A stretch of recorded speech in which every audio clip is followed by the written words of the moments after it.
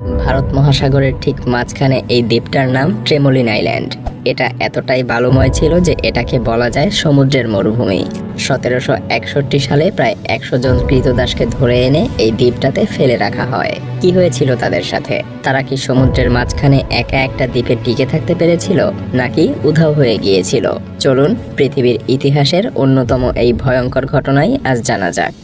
হৃদয় বিদারক এই ঘটনার জন্ম হয় 1761 সালের শুরুর দিকে।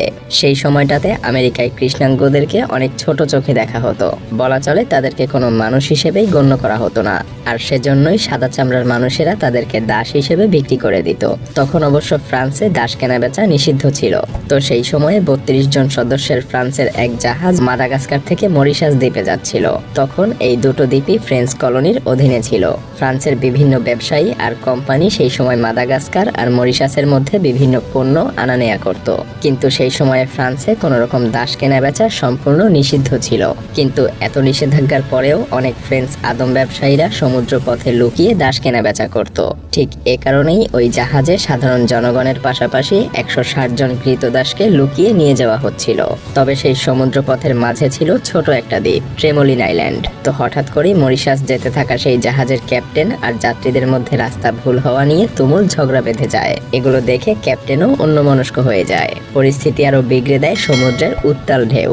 রাতের বেলায় গভীর অন্ধকার থাকার কারণে সামনের কোনো কিছুই দেখা যাচ্ছিল না। হঠাৎ সেই জাহাজটা ট্রেমোলিন দ্বীপের পাশে এসে সজোরে আঘাত করে ডুবতে শুরু করে। বেশিরভাগ যাত্রী আর কিছু ক্রীতদাস বের হয়ে আসতে পারলেও অনেকেই সেই জাহাজের সাথে ডুবে মারা যায়, আর বাকিরা ট্রেমোলিন দ্বীপে উঠে আশ্রয় নেয়। এদের মধ্যে 80 জন ক্রীতদাস, সাধারণ সব যাত্রী আর জাহাজের ক্যাপ্টেনও ছিল। তাদের মধ্যে অনেকেই ডুবতে থাকা জাহাজ থেকে বেশ কিছু খাবার এবং সরঞ্জাম উদ্ধার করেছিল। আর দুঃখজনকভাবে এই খাবার বিতরণ করা নিয়েই কিছু সমস্যা দেখা দেয়। লোকজনের মধ্যে তীব্র উত্তেজনা ছড়াতে শুরু করে। এটা সমাধানের জন্য ওয়ার্নি নামক এক ব্যক্তি ক্যাপ্টেনকে অবশ্য সাহায্য করেছিল। ফলে লোকজনের অবস্থা আরো বেশি খারাপ হতে শুরু করে। কিন্তু তারপরেও সেই ওয়ার্নি নামক ব্যক্তি দ্বীপে থাকা সব কাঠ একত্র করে একটা ছোট জাহাজ বানানোর সিদ্ধান্ত নেয়, যাতে করে তারা এই দ্বীপ ছেড়ে বেরোতে পারে। অবশেষে তারা একটা জাহাজ বানাতে সক্ষম হয়। কিন্তু জাহাজটা বানানো হলেও প্রথমে এতে আরোহণ করে ফ্রান্সের সব সাদা চামড়ার নাগরিকরা। সেই জাহাজের ধারণ ক্ষমতা ছিল মাত্র 122 জন, আর তাই দ্বীপে আরো বাকি ছিল প্রায় 80 জন। তারা সবাই ছিল সাদা চামড়াদের ক্রীতদাস।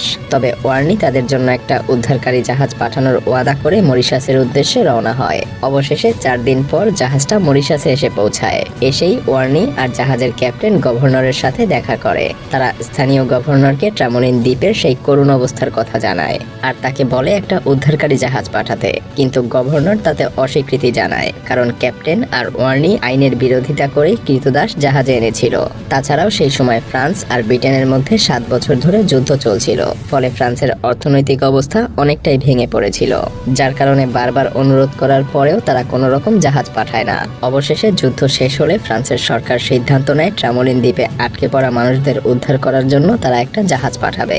শেষমেশ 1775 সালে ট্রেমোলিন দ্বীপে 2টো জাহাজ পাঠানো হয়। সেই জাহাজের একটা ছিল আটকে থাকা মানুষদের উদ্ধার করার জন্য, আর আরেকটা পাঠানো হয় তারা কেমন আছে সেটা দেখার জন্য। প্রথমে যে জাহাজটা পাঠানো হয়েছিল আটকে থাকা লোকদের অবস্থা জানার জন্য, সেই জাহাজটা এসে জানায় তারা এখনো বেঁচে আছে। কিন্তু সেই সময়ে সমুদ্রের অবস্থা অনেক উত্তাল থাকার কারণে সেই জাহাজে করে আটকে থাকা লোকদের আর উদ্ধার করা সম্ভব হয়ে ওঠে না। এরপর 1976 সালে ট্রেমোলিন নামক এক ব্যক্তি তার নিজের জাহাজ নিয়েই সেই দ্বীপে পৌঁছে যায়, আর নিজ উদ্যোগেই সেখানে আটকে পড়া লোকদের উদ্ধার কাজ শুরু করে। পরবর্তীতে সেই লোকের নামেই এই দ্বীপের নামকরণ করা হয় ট্রেমোলিন। দুর্ভাগ্যজনকভাবে এত বছর পরে তিনি যখন সেখানে এসে পৌঁছান, তখন সেখানকার 80 জন মানুষের মধ্যে মাত্র 8 জনই বেঁচে ছিল। আর 8 জন মানুষের মধ্যে 7 জন ছিল মহিলা আর একটা 8 বছরের বাচ্চা। ট্রেমোলিন সহ তার দলের সবাই এটা ভেবে অবাক হচ্ছিল যে এই 8 জন কিভাবে 15 বছর ধরে এই নির্জন দ্বীপে একা বেঁচে ছিল। যারা বেঁচে ছিল তারা জানায় 15 বছর ধরে তারা বেঁচে থাকতে পেরেছিল কেবলমাত্র একটা আগুনের জন্য। অবিশ্বাস্যভাবে 15 বছর ধরে তারা একটানা একটা আগুন জ্বালিয়ে রেখেছিল সেই দ্বীপে। তারা কখনোই সেই আগুনটাকে নিভতে দেয়নি, আর এই আগুনই তাদেরকে এত বছর ধরে লড়াই করে টিকে থাকার সাহস জুগিয়েছিল। তারা বিভিন্ন প্রতিকূল পরিবেশ, ঝড়, বৃষ্টির মধ্যেও সেই আগুনকে কখনোই নিভতে দেয়নি। অথচ জাহাজ থেকে বেঁচে ফেরার পরে সেই ডুবে যাওয়া জাহাজের ক্যাপ্টেন সেই আগুন প্রথম জ্বালিয়েছিল। এমনকি সেই দ্বীপে খাওয়ার জন্য কোনো ফল বা উদ্ভিদও ছিল না। তাই সেখানে আটকে পড়া 80 জন ক্রীতদাস তাদের খাওয়ার ব্যবস্থা করেছিল সমুদ্র থেকে। তারা প্রথমে সমুদ্র থেকে কাঁকড়া আর মাছ শিকার করত, আর এরপর সেগুলোকে আগুনে পুড়িয়ে খেয়ে ফেলতো। আর পানির জন্য আগে থেকেই সেখানে একটা কূপ খনন করা হয়েছিল, তাই তাদেরকে আর যাই হোক কখনো খাবার বা পানির জন্য কষ্ট করতে হয়নি। ব্যাপারটা এমন না যে এই ৮০ জন কৃতদাস কখনোই দ্বীপ থেকে বের হওয়ার চেষ্টা করেনি। এমনকি তাদের মধ্যে থাকা কয়েকজন মিলে জাহাজের কিছু পরিত্যক্ত কাঠ একত্র করে একটা ছোট্ট নৌকাও তৈরি করেছিল। এরপর সেই নৌকাতে করে ১৮ জনের একটা দল দ্বীপ থেকে বের হয়ে সমুদ্রের দিকে যাত্রা শুরু করে। কিন্তু সেই ১৮ জন আর কখনোই সেই দ্বীপে ফিরে আসেনি। তাদের সাথে হয়তো আরো বেশি ভয়াবহ কিছু ঘটেছিল। কেউ কেউ বলে তারা হয়তো সমুদ্রের মাঝে ঝড়ের কবলে পড়ে নিজেদের প্রাণই হারিয়ে ফেলেছিল। এরপর তাই আর কখনোই আটকে থাকা বাকি লোকেরা দ্বীপ থেকে বের হওয়ার চেষ্টা করার সাহস পায়নি, কারণ তাদের কাছে সমুদ্রের এই উত্তাল ঢেউয়ের থেকে ট্রামোলিন দ্বীপই বেশি নিরাপদ ছিল। কিন্তু এতে করে বেশিরভাগেরই শেষ রক্ষা হয়নি। দিনের পর দিন খাবারের অভাব এবং বিভিন্ন ধরনের ভয়ঙ্কর রোগ ব্যাধিতে আক্রান্ত হয়ে একের পর এক মারা যেতে থাকে। তবে ২০০৬ সালে একজন লেখক রিসার্চ করার জন্য সেই দ্বীপে গিয়ে পৌঁছায়। তিনি সেখানে গিয়ে একটা ৫ মিটার গভীর কূপ দেখতে পান। তার পাশেই ছিল বালু আর পাথর দিয়ে তৈরি করা ছোট্ট একটা ঘর। সেই সাথে ছিল একটা ছোট্ট রান্নাঘর। এমনকি সেই রান্নাঘরে বেশ কিছু বাঁশের তৈরি প্লেট আর কিছু চামচও দেখতে পাওয়া যায়। তিনি যখন এ ব্যাপারে আরো রিসার্চ করেন তখন তিনি জানতে পারেন আটকে পড়া লোকগুলো তাদের খাবারের জন্য সামুদ্রিক পাখি আর কচ্ছপ শিকার করে খেত। কারণ একটা সময় তারা বিশ্বাসী করে নিয়েছিল তাদেরকে উদ্ধার করার জন্য হয়তো আর কেউই এখানে জাহাজ নিয়ে আসবে না, আর তাই তারা ট্রামোলিন দ্বীপকে নিজেদের ঘর বানিয়ে ফেলেছিল। তবে মজার ব্যাপার হলো তারা সেখানে স্বাধীনভাবে জীবনযাপন করছিল, কারণ তাদেরকে সেখানে অত্যাচার করার মতো কেউ ছিল না। এমনকি তারা তাদের সাথীদের মৃত লাশকে নিয়ে সেই দ্বীপেই কবর দিয়ে দিত।